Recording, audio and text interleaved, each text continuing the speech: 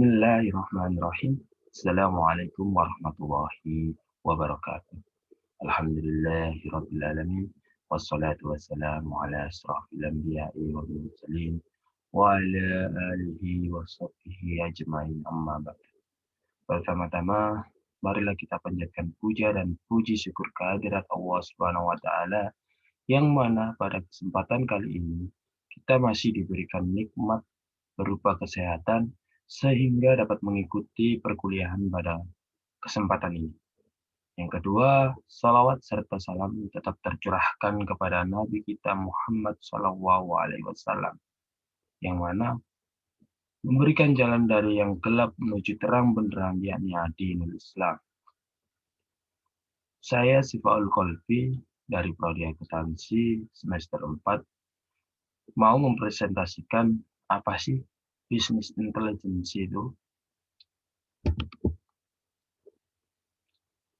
Baik, yang pertama adalah definisi intelijensi bisnis. Definisi intelijensi bisnis sendiri adalah sekumpulan teknik dan alat untuk mentransformasi dari data mentah menjadi informasi yang berguna dan bermakna untuk tujuan analisis bisnis. Teknologi intelijensi bisnis dapat menangani data yang tak terstruktur dalam jumlah yang sangat besar untuk membantu mengidentifikasi, mengembangkan, dan selain itu membuat kesempatan strategi bisnis yang baru. Tujuan dari intelijensi bisnis itu sendiri untuk memudahkan interpretasi dari jumlah data yang besar tersebut, mengidentifikasi kesempatan yang baru, mengimplementasikan suatu strategi yang efektif berdasarkan wawasan, dapat menyediakan bisnis suatu keuntungan pasar yang kompetitif dan stabilitas jangka panjang. Selanjutnya, yakni konsep dari intelijensi bisnis itu sendiri. Konsep dari intelijensi bisnis itu sendiri ada 5 ya. Yang pertama, data sourcing. Data sourcing ini adalah dalam hal intelijensi bisnis memiliki kemampuan untuk dapat mengakses berbagai sumber data dan informasi yang berada pada sejumlah sumber yang berbeda, di mana pada setiap sumber memiliki format penyimpanan data yang berbeda pula. Baik, yang selanjutnya data analisis.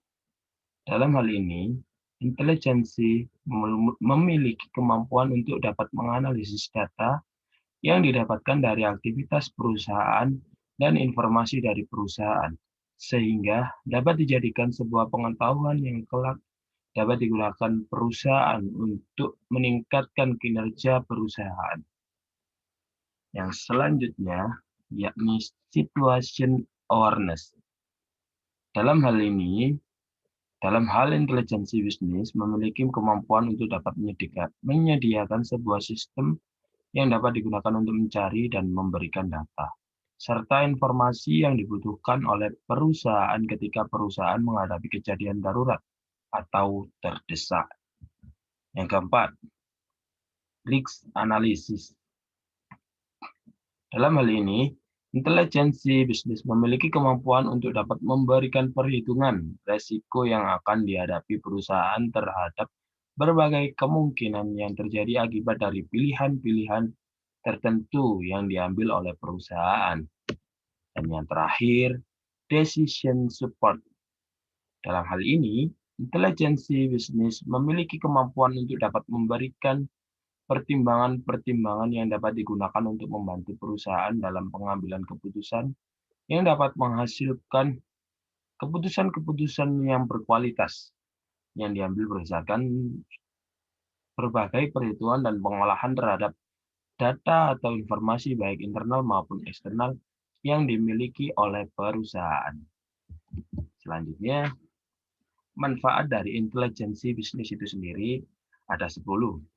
Yang pertama adalah manfaatnya adalah analisa dalam perilaku konsumen, pola pembelian, dan tren penjualan. Yang kedua, mengukur, melacak, dan memprediksi penjualan dan kinerja keuangan. Yang ketiga, penganggaran, perencanaan keuangan, dan peramalan.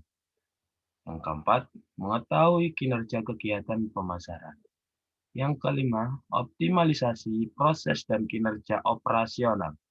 Yang keenam, meningkatkan efektivitas pengiriman dan pasokan. Yang ketujuh, analisa CRM, Customer Relationship Management. Yang kedelapan, analisa resiko. Yang kesembilan, analisa nilai strategis. Dan yang 10, analisa sosial media.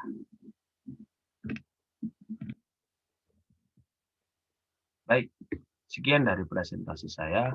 Mohon maaf apabila ada salah kata yang kurang berkenan. Billahi fi sabilil haq wastabiqul khairat. Wassalamualaikum warahmatullahi wabarakatuh.